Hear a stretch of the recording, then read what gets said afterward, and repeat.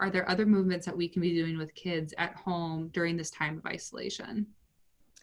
So I think the box breathing is a little bit more difficult, especially if you're working with young kids, but you can just do from a breathing standpoint, just a nice long, deep inhale, deep exhale. Can even be just as simple as inhale, 1, 2, 3, exhale, 3, 2, 1, just to get them comfortable.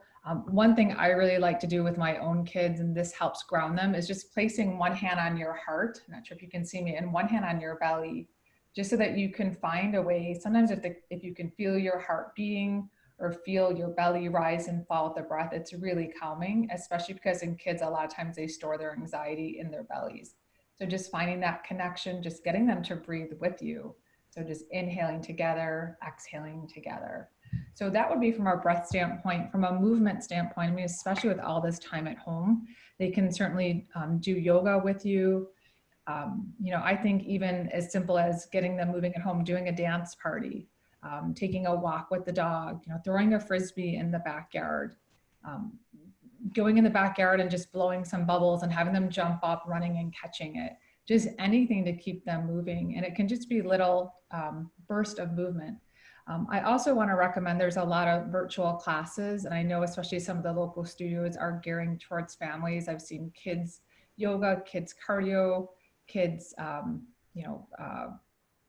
classes, just anything. And I've seen families doing those classes together, as well as just young kids just hopping on just 30 minutes. If you feel like your children are some that need to be more scheduled, I'm happy to send those links of those local studios that are doing the classes so they can join in and try for their own. And I believe some of them are offering just a week free so they can experience it. That's really fun. Something that we've been doing at our house are bear crawls and frog jumps, crab, snake, a bunch of animals that we've been doing in the house and doing contests and races and things like that. And they got a kick out of that. So you're right, just bursts of energy, kind of letting them kind of get it out of their system. It might be a great time to buy one of those inside trampolines for the really little kids, letting them jump and hop.